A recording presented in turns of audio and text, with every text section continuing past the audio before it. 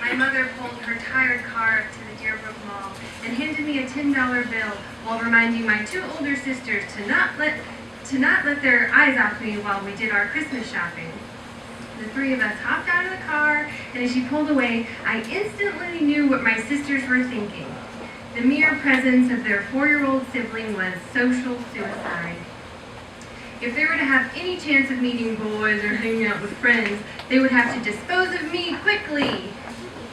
And so, after some whimpering, and my older sister telling me the boogie monster was coming after me that night if I didn't do as they say, I watched them walk away as I stood outside of the 99-cent store. It seemed to me at that age, based on what I'd seen from my sister's behavior, that showing excitement for the little things in life was the most uncool thing to do. Apparently, the more you acted like you didn't care about anything, the cooler you were. I guess now that I'm in my 30s, I'm not very cool still. I have a terrible memory, so everyday things still excite me. So anyway, I walked into the 99-cent store and began my hunt for the perfect presents for my family. In full disclosure, I was a daddy's girl. I had a pixie cut with a rat tail. I wore suspenders and penny loafers with pennies in them. I liked jumping off of buildings. A real thrill seeker, if you will. I know that when you're born, you're instantly attached to your parents because they nurture and feed you. But I think the day my dad became my hero was when he cried a never-ending gobstopper from my throat as I was choking on it. Blue in the face, and the Heimlich wasn't working. Or perhaps it was the time I got on top of the restaurant he owned and we lived in, and one of the employees frantically rushed into the kitchen yelling, "Mr. Brach, your daughter's on the roof again and she's going to jump!" Just like a movie, he ran out as I was jumping and caught me. My dreams of flying were so vivid, I just knew I could do it. To this day, I've never broken a bone from any of my leaps of faith. So it was easy finding presents for Vanessa, Danielle, and Mom, but Dad was more difficult. It would have been easier to find him a gift if I had $1 million or owned the world. I'd just give those to him. But since I was down to $4, I felt at 4 years of age a great deal of pressure and concern that perhaps this chump change wasn't enough for the biggest champion in my life. I scoured each row, aisle, and shelf for what seemed like hours, and I felt defeated. Nothing here is good enough. What was I going to do? I can't give him another terribly drawn picture. If I painted like Van Gogh, maybe. But was Van Gogh even good enough? No! Not even close. A book, perhaps? Ooh, this one has an interesting cover with a boy wearing a crown. No, this isn't good enough either. My father's stories were the best I'd ever heard. My dad started the Cinderella Liberty stories just a year ago when I was 3. They were about a brave, young warrior princess who defeated all that challenged her. Excuse me. To this day, they beat any Lord of the Rings or Harry Potter book I've ever read. They may also be the reason I am bossy and stubborn. What you'd call a real ball buster. So, I finally gave up and headed to the checkout lane. I wanted to cry. How was I to show my father how much I love him this Christmas without a brilliant present that represents everything he means to me? And just as I was second in line at the counter, the person in front of me shifted, and this bright gold light flickered, and up I looked to find his present. Oh joy.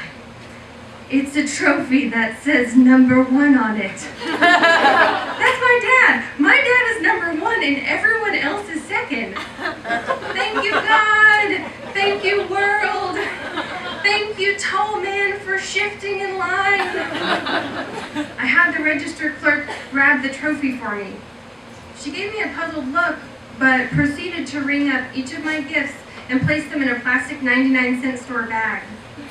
My sisters came for me shortly after, embarrassed that they even had to escort me from that point on, and home we went. The day before Christmas, I lazily wrapped my sisters' presents and saved my dad's to be wrapped last. I thought using newspaper as wrapping paper would add a creative and environmentally conscious effect.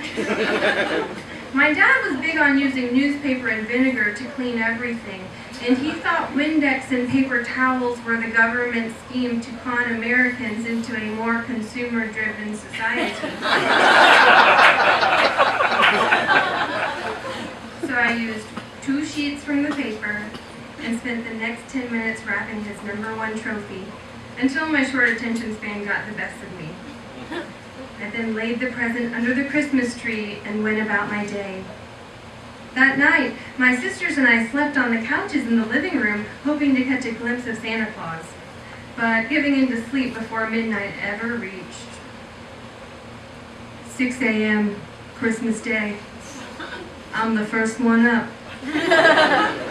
I wake my sisters, and we all run to my parents' room and jump on their bed yelling, you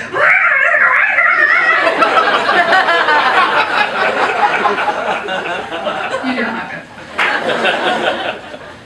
And by 8 o'clock, we were all in our pajamas and robes, coffee in my parents' hands, as Vanessa passed each present to the rightful receiver. When she handed my present to my father, I told him to please wait until the last gift had been opened to open it. I wanted the excitement to peak and to make sure that everyone in the room had nothing else to do but watch his face beam as he unwrapped my present. I also wanted my cool sisters to know that I loved him more than they did, so there. What seemed like an obscene amount of time passed, and I was grateful for all my presents, but I just wanted my dad to open his, and finally that time came. I held my breath. My body tingled with a rush of energy and anticipation as my father finally unwrapped his gift and then slowly proceeded to wrap it back up. My sisters and mom yelled, like, "Show us, what is it?" Danielle, my older sister, grabbed for the present, and my dad, whose face had grown red and angry, yelled for her to stop just as she pulled out my gift. There was an instant of silence before the entire room, aside from my dad and a mortified me, began to howl with laughter. The walls shook with laughter. My mom and sisters were hysterical, and I began crying. Why were they making a mockery of me? This is not funny. I didn't want to upset my father. What is going on? My dad yelled at them, and I can't remember what he said. I was crying too much. He held me in his lap and hugged me, and we cried together because although the trophy didn't say what I thought it did, he knew what I was trying to tell him. I never saw the trophy again. And no one told me what it said for years to come. Until one day. About 14 years later, my mom told me what it said. World's #1 prick.